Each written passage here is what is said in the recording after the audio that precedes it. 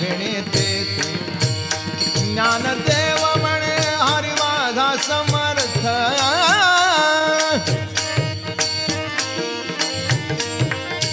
ज्ञानदेव म्हणे हरी माझा समर्थ ज्ञानदेव म्हणे हरी माझा समर्थ न करवे अर्थ उपनिषदात न करवे अर्थ उपनिषदात न करवे अर्थ उपनिषदात